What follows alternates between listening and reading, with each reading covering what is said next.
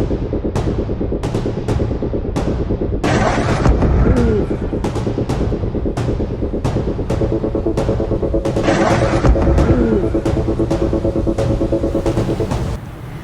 Tuesday, thousands of people filled the streets of Manab for a mass funeral.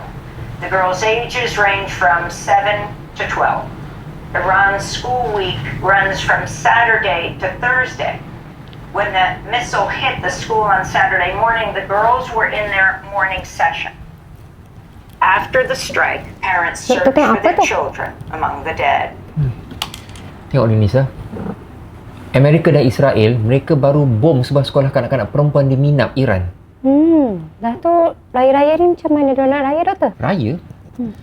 Raya ni Nisa, dia satu fitrah. Ideal fitri.